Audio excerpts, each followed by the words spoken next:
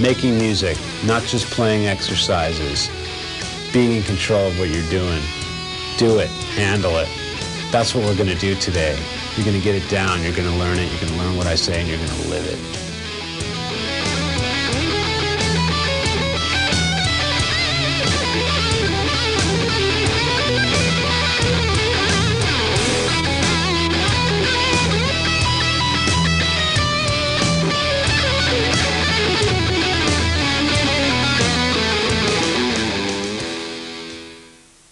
Before we can start, we got to make sure we're in tune, so I'm going to give you an A chord.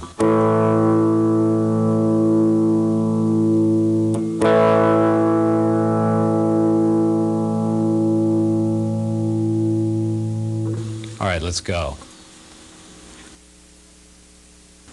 One thing I think you should all be able to do is hear a chord progression in your head without it being there and solo over it, and following the chords really strictly in your head is going to develop your mental ability to hear chords even if they're not there, and you really have to develop that so you can play in an ensemble or band situation, because the whole idea is to make your melodies work, you have to really care about what goes on under them, those being the chords or chord progressions that you're using. So what I want to do is, first I'm going to start with just holding an E note down, and I'm going to solo over it, and then you're going to hear the progression through my soloing. You're going to hear the chord progression.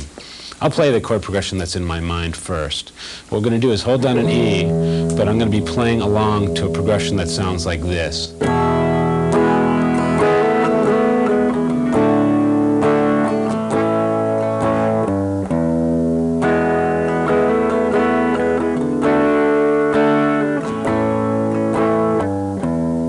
I'm going to make it really obvious what chords I'm playing over by the soloing. So like you can almost hear the progression through the melodies that I'm playing, and make it really obvious to you what's going on here. Okay, so check it out.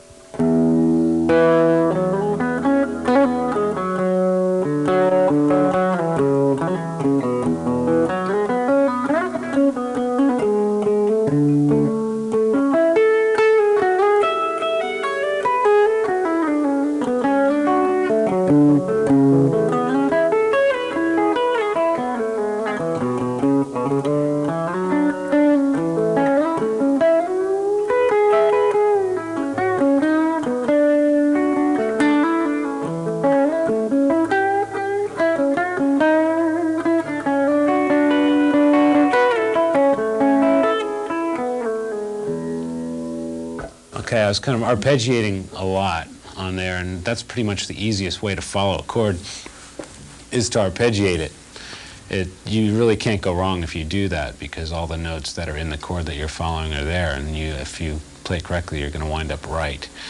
So now I'm going to try that same thing with the chords behind it, and you'll hear that it's basically the same kind of soloing going on. So the rhythm is like this.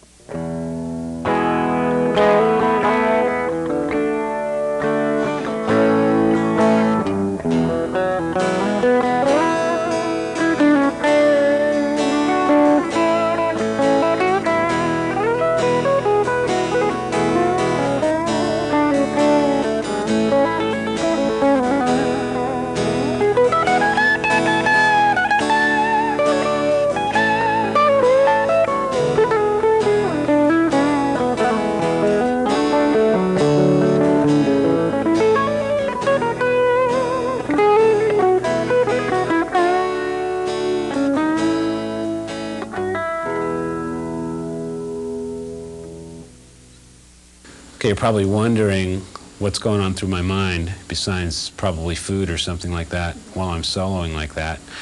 And you have to consciously think of the chords really hard that are happening under your soloing.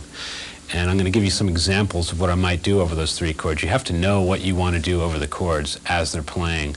So the more you do this, the more you'll get a feel of, the process. But this is broken down what is actually going on. So what I'm going to do is I'm going to hold each chord. I only used three chords in this whole thing. It was E, D, and A.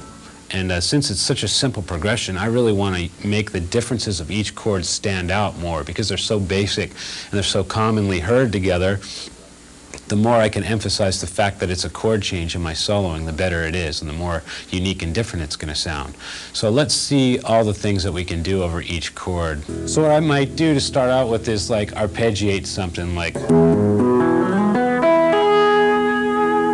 an E major arpeggio, and that gives me a lot of room to figure out what to do.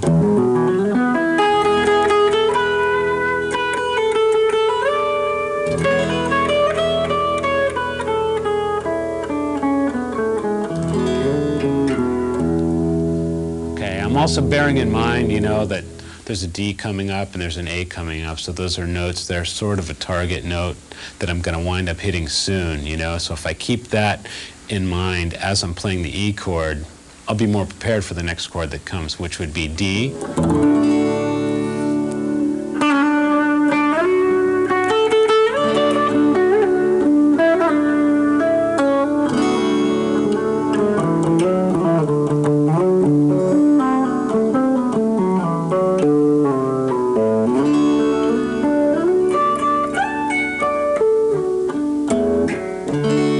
You can always be safe with an arpeggio of a chord, you know.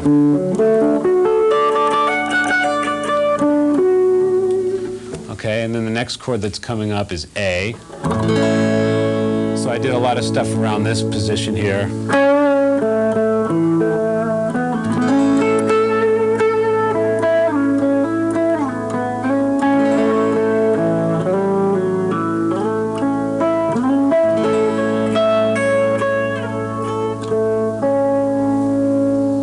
What I'm going to do now is I'm going to kind of talk while the progression is going on. I'm going to explain where my target notes are as the chords are happening, and this is what's going on through my mind and what you should be sort of thinking of as the chords are flying by. So what I'm going to do is have the progression go by. I'll show you what's going on in my head. We'll do it really slow this time so we can get an idea of what's happening.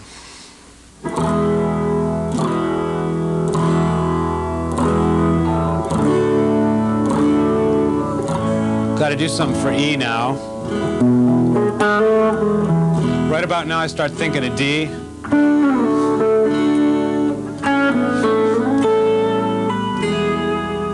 Give me a little break. The more I sustain, the more time I have to think about the next chord. Got to get to E.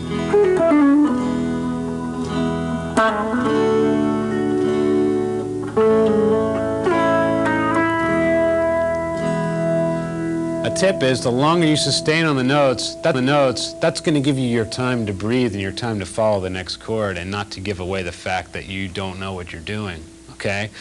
And basically, that's what you're trying to do usually, is sound like you know what you're doing. And the more sustaining you do, you're giving yourself that chance. It's like, if I'm holding E, oh, here comes D, I better get ready to follow it. So sometimes when you have a lack of ideas, you just got to slow down. And that's when you got the time to figure out what the chord is next and what you're going to do over it. And a lot of guys, you know, they think they got to be playing more, you know, but sometimes if you land on the right note at the right time, people are going to think you're a genius, you know. So just stopping is going to give you that option, you know. Wow, I got some time to think of what I'm going to do next. And the more you think, the better you're going to play. That should be a quote somewhere, you know. The more you think, the better you're going to play. Now I'm going to play over the progression kind of in a normal way, just staying in the key of E.